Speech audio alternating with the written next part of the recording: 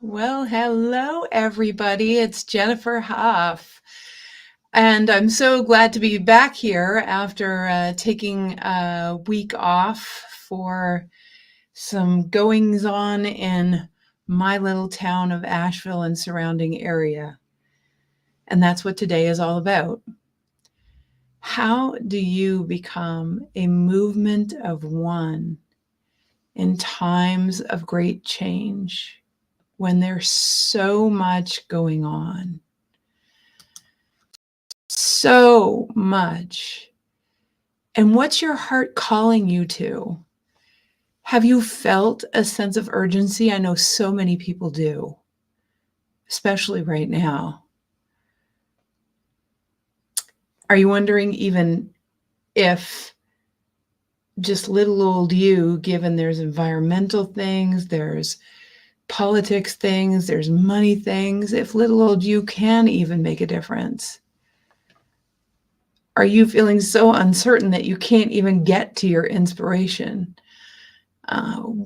And are you looking for pragmatic ways, hands-on ways where you can actually feel like you made a difference in this world? Well, first and foremost, in this 30-minute live stream, we're going to dive into the answers to those questions.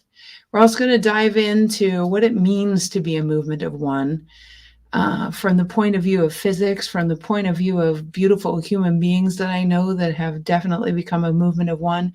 And does it mean you solo? No, actually, the movement of one is kind of, it reminds me very much of the quote by Rumi that says, you are both a drop in the ocean, but you are also the ocean in a drop.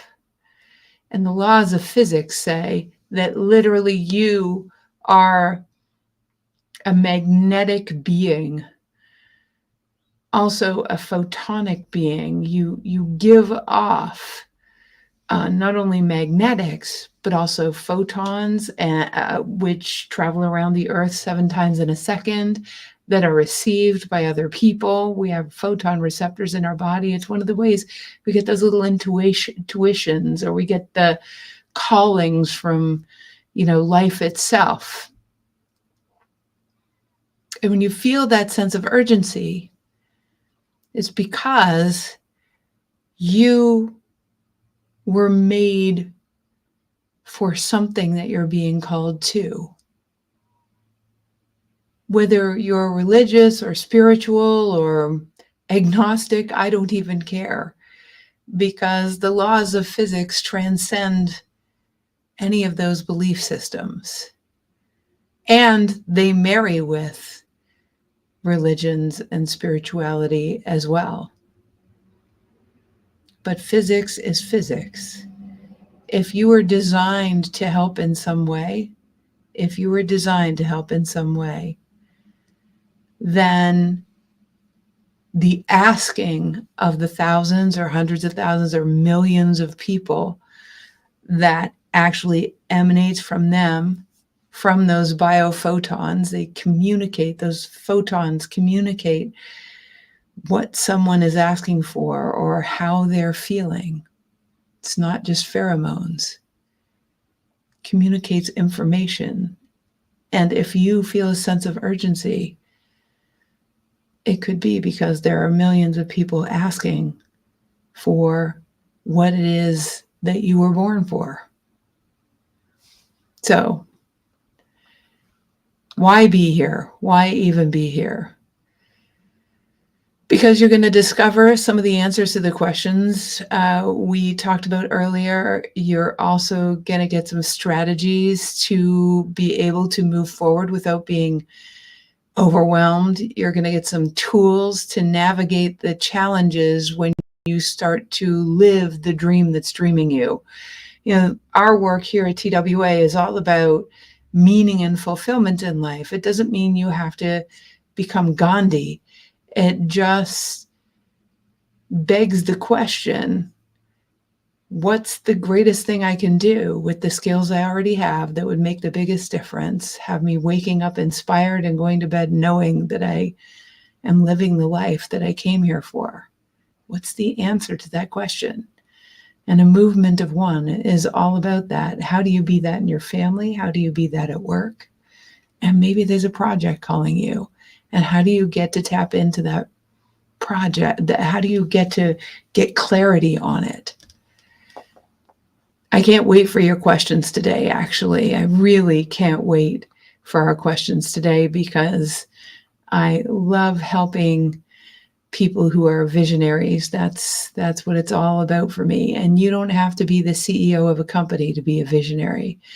You could be a visionary in your own family. So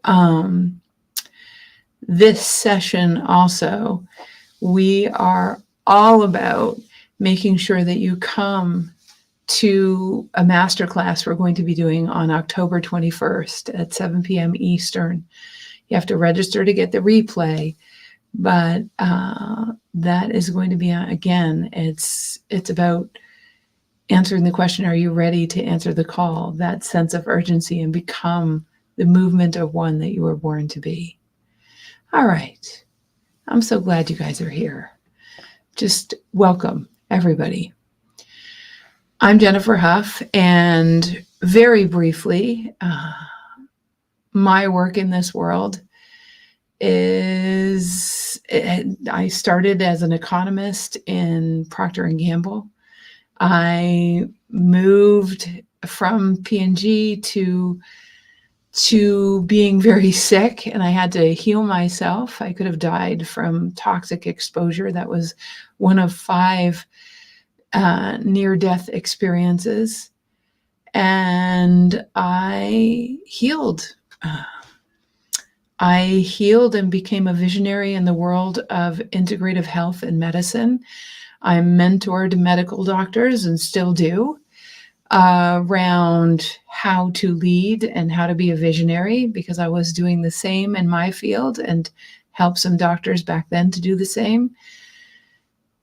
And from there, I started to study the laws of physics, and had one of the foremothers of neuroplasticity in our leadership program, and started to learn more deeply about neuroplasticity. And then I married all of that with psychoneuroimmunology, and of course, started to see people's whole lives change. And so I'm here with you to be able to assist you, after having saved my own life several times over, to assist you to not, when you almost die, one of those experiences was, if it wasn't for a tree, I would have walked off a cliff. And actually, that wasn't an NDE per se. An NDE traditionally is where you actually live the dream of being between worlds. But this time was me walking on a path, and the path had no markers, and I ended up, except for a cedar tree, almost walking off the edge of a cliff. And in each of the times where I've almost died, including once on a motorcycle, being hit by a Mack truck, I actually realized that I choose to be here. I don't want to hedge my bets anymore. So our work is about truly choosing to be here fully. I mean, if you're going to be here fully, right? And sometimes crises can be that moment, like almost being hit by a Mack truck, or almost walking off the edge of a cliff. It kind of feels like the world is a little bit that way. And I'd love to hear from you. And let me know, have you been feeling that way? Have you been feeling like the world is at the edge of a cliff, or almost being hit by a Mack truck? Do you feel that? Is that something that you've had a sense of? And how is it making you feel? I want to hear from you. So how is it making you feel? And from everybody all over our social media, Instagram and Facebook, and yeah, yes, Kim, I know it's crazy, isn't it? Yeah, Christina, I'm right with you. So I want you to know that I literally did a TED Talk just about this. So we're going to post the link. Just make sure that you click on the link and open it in your browser to go and watch for later. I want you to be able to actually get a sense of what to do when you feel that way, and please pass it on. So the link is in the chat right now if you want to have a look. But I asked that question of the audience. I've asked 3 questions. Have you felt like, you know, you don't matter anyways? You're just a drop in the ocean. There's literally so much going on. But I want to talk about the laws of physics and being a drop in the ocean for a moment. So thanks for the hashtag of one, gorgeous. Yes, that's exactly it. So the idea that you're all by yourself, you have to understand that in a fractal universe, fractals are basically patterns in all of the world, in life, patterns. It's a mathematical understanding of how all of this works. And there was a guy named Mandelbrot a mathematician named Mandelbrot, that did some incredible videos that kind of represent the patterns within patterns within patterns. A good example of that is the fact that we're spiraling through space. Your DNA is a spiral. The energies around you move in a spiral. The spiral that we're moving through space as Earth in are also then even bigger spirals, in that our galaxy is spiraling through space and also moving. It's not just a spiral that's 2D, it's a moving spiral, and the entire universe is a spiral. So if anything in any of those spirals change, literally everything has to change, is the mathematics of it all. So imagine if you are only a drop in the ocean. It also means that if you move your drop in the ocean, the entire ocean has to move. If you move your drop, the entire ocean has to reorganize itself around the movement that you made. It's pretty powerful. So if you don't think that you matter, you have to understand that every little thing that you do actually matters. So even if you're not going to, like one of my friends, co-create Earth Day with others. He started in Canada, but he co-created the global movement. Even if you're not going to create a movement about the fires like my friend Charmaine did all over the world, even if you're not going to create a movement as part of your business like my friend Laura did, where she actually has people integrate philanthropy as part of their businesses. Even if you're not going to be Dr. Aditi Sethi Brown, who created the Conscious Center for Living and Dying, which I am on the board of. Ooh, I just dangled a participle. That's terrible. So, yeah, it doesn't matter. When you go into the drugstore and talk to someone at the drugstore counter, and you chat with them and make them laugh and have them have a better day, everyone's watching you. And that drugstore clerk will pay it forward the next time they're in the grocery store because it made a difference. But there's a different kind we're talking about today. We're talking about a crisis, right? So right now in Asheville, I watched some videos last night, even in preparation for today. And there are people whose entire towns were wiped out. And I just saw how in in one of those towns, you know, because of a crisis, certain government agencies were created, and they went in and created new roads. They had to prioritize. That's why sometimes people are taking that news incorrectly and saying, you know, they're not doing anything for me. Well, I just want you to know they're doing lots of things, but in speaking with them and having spoken with a couple of the workers with FEMA, they definitely had to reprioritize to make roads and do things that create infrastructure. The National Guard as well. It's just incredible what they're doing. It's big work. So that's a response to a crisis. But people in town are also responding to a crisis.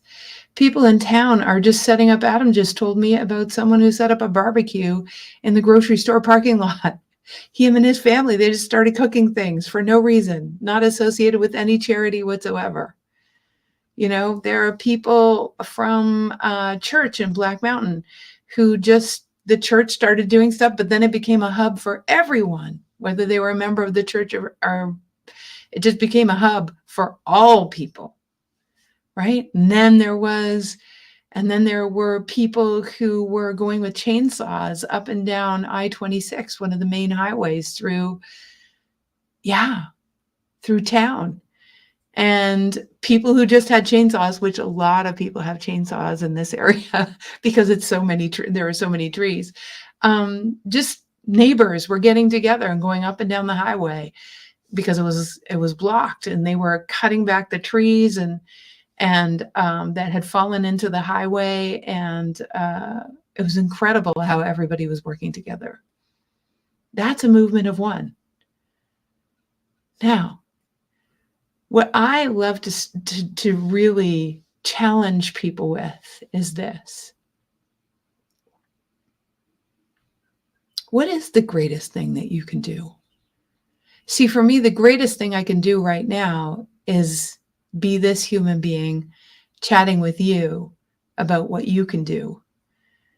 Because my job in this world is to empower people to what their greatest heart's calling is and have them be able to implement it, and then to be able to walk side by side with them to make sure that their stress and their struggles and what's happening in the world doesn't take them out, so they can fulfill on that vision, right? So one of the greatest challenges people have, and maybe you're having this, is how to get clarity when it's so overwhelming. And I'd love to hear from a few people to see if that's the case with you, right? Where do you begin? It's not as hard as you think. The thing is, we want to do everything. I want to go and barbecue with those people. I want to go and help. I want to phone Habitat for Humanity and say, how can I raise money? I want to phone my people who I want to phone my people who have started big visions and say, let's do something. And I'm sitting here speaking to you because the biggest thing I can do right now is have a conversation with you to get clarity. So how do you do that? How do you do that? What's your piece of the puzzle of heaven on earth? What is your piece of the puzzle? So let's just do an exercise on how to focus. Right now, I want you to write down 3 major skills that you have. 3 major skills that you have. If I was to write that down, I would say one skill is facilitating clarity for people. A second skill is I have a love of animals. I'm a little bit of an animal whisperer. And a third skill is that I am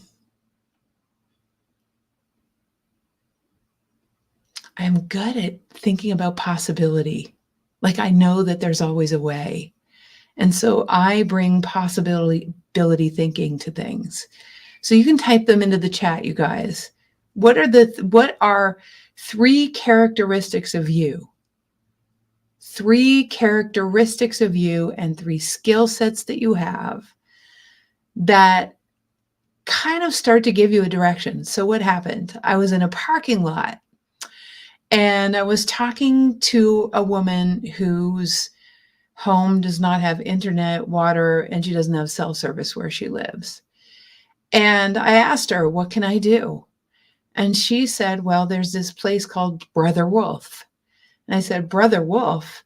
I love Brother Wolf. Brother Wolf actually adopts and fosters pets and is an amazing, amazing organization. And I said to myself, and I walked back home to I drove back home to Adam and I said, hey, Adam, we've been talking about getting a playmate for Mouse. Brother Wolf has been completely flooded out, and it's a miracle that they got all the animals out. They're going through a real tough time. And so what do you think about fostering 1 or 2 animals from Brother Wolf so that they can rebuild? And so I took the skills that I have, I took the love that I have, the passion that I have, and I applied it there. What I know for sure is doing nothing is okay if you're overwhelmed and if you're freaking out and if you're going to carry the crisis. Because if you don't come from your heart and from your superpowers, and you come from carrying, okay? If you come from carrying, great, Miss Gal, that's great. Lori, love it. I love it, Lori Joe. That's great. Yeah, you sound like me, Lori. So I want you to look, and as soon as start asking questions of people around you, people that know you, people that don't know you, and all of a sudden, once you realize what your superpowers are, look at how you can help. For some of you, it's like, I don't think I'm good at any of that stuff. Then maybe your job is to donate money. Maybe one of your superpowers is making money. Maybe you don't have time and you have lots of money. Then donate money, right? It's really looking at who are you? What's your superpower? How can you assist to be your piece of the puzzle of heaven on earth?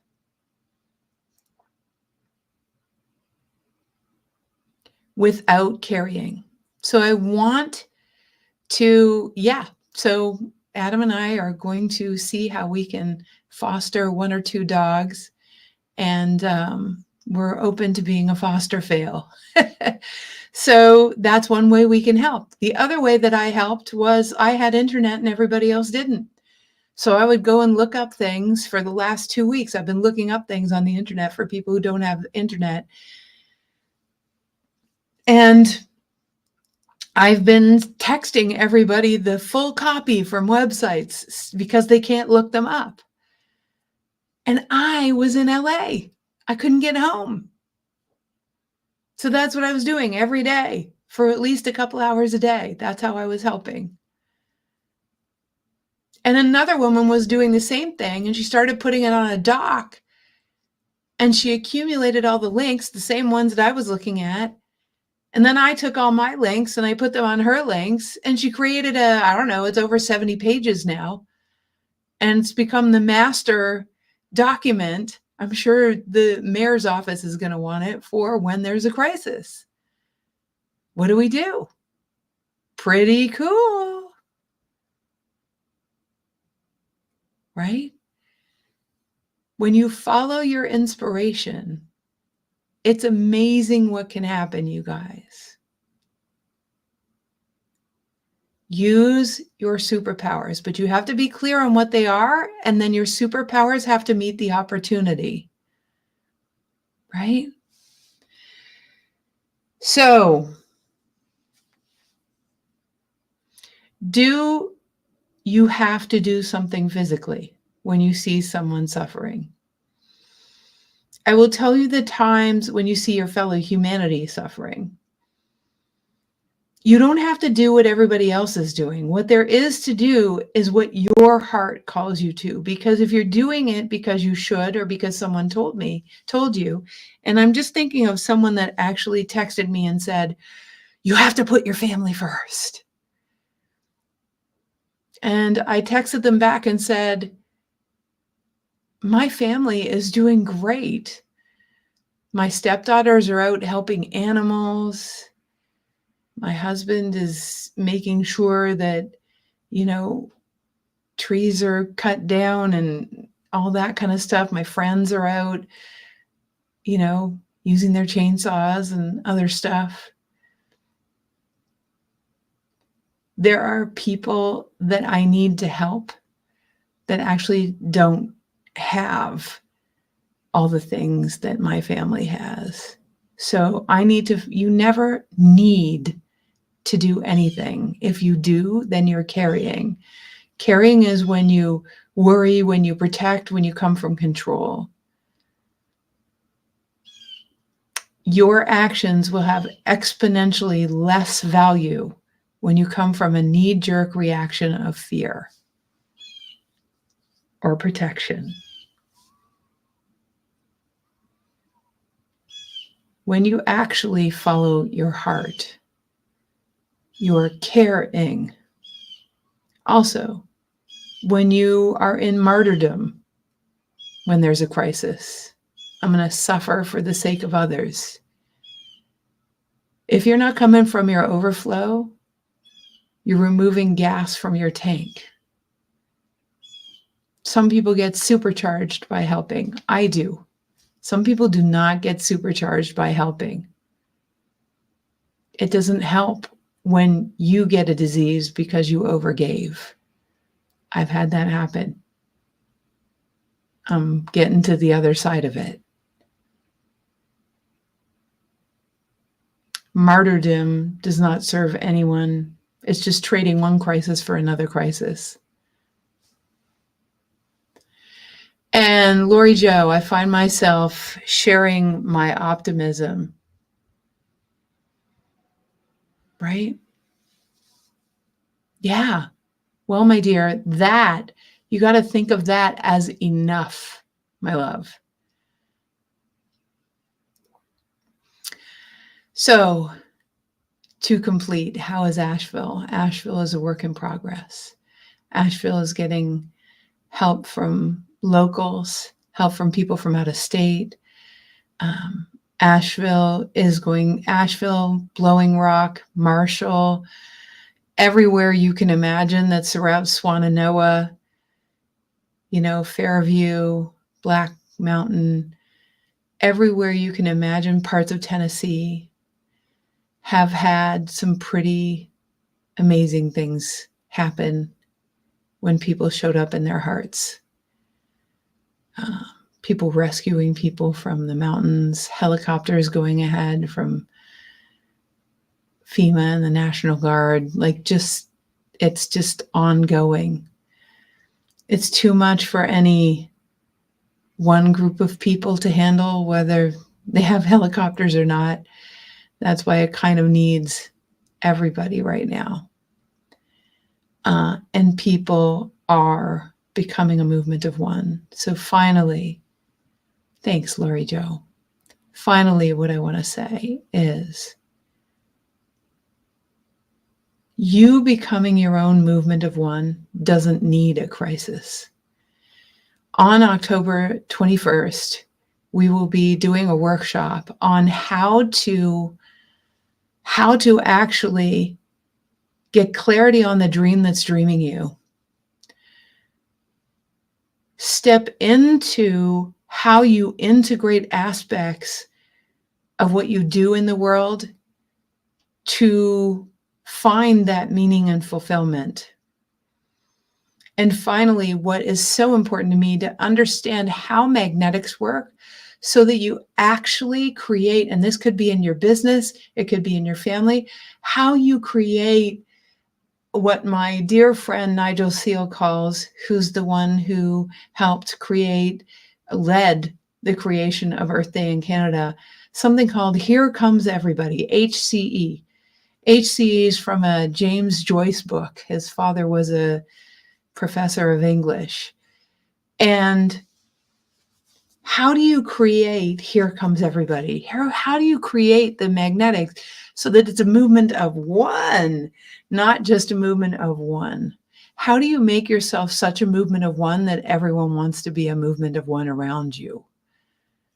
Imagine if your life, your business, your family was like that, where magnetically people literally wanted to build bridges to a new way of being in this world, simply because you embodied who you came here to be. And then they had an example of them embodying. Right? And I want to address that, Kim, that we are one. We aren't one in a body on a planet in 3 dimensions. We are meant to be individual expressions, unique expressions that are all pieces of the puzzle of heaven on earth. But at the level of the smallest particles of us, we are all interacting together. Each person that goes through a crisis launches an asking, and that asking, those wantings, those desires, and those intentions live in physics. And the smallest particles of existence rearrange themselves to answer the asking instantaneously. Problem solutions instantly. Entanglement and physics are wonderful things.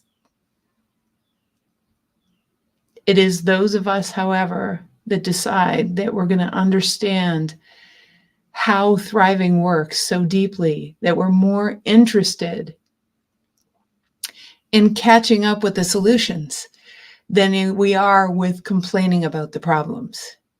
So if you're one of those people, definitely come to October 21st at 7 p.m. Eastern Time. You have to register. You'll get a few emails to remind you. Make sure you put it in your calendar right away. And let's empower ourselves. Let's understand the laws of physics that cause exponential shifts. And let's be the pieces of the puzzle of heaven on earth that we were meant to be, and feel the fulfillment and meaning that comes along with that. To summarize, everything follows the laws of physics. And everything is possible. And what you do matters, because you are a drop in the ocean that moves all the other drops just by taking small actions every day. And we can also start to move towards the next dream that's dreaming you. Maybe you've already lived a couple of dreams that have been dreaming you. Maybe it's just time. Maybe it's time for a change. Maybe it's time to up-level or upgrade. So join us on October 21st. I hope today has been helpful. Understand that we're deliberately unique expressions of, the greater consciousness. Thanks, Christina. Love that. Everything is possible. Like my dear friend says from one of our high-end programs, there's always a way. I truly believe that. I don't just believe it, I know it. Believing it is kind of a mental exercise. I love it when I cellularly know something. Okay, hopefully we'll see you soon. I'd love to see you there. Thank you, Vicki and Christina and Kim and Carolyn and Lori Jo and everyone who's joining us. I'm just giving you the biggest hugs. Can't wait to dive into the land of the full expression of the reason you came here to this planet to be alive. Hey, it's time to choose to be here. What are you going to do when you choose? See you soon. Thanks, everyone.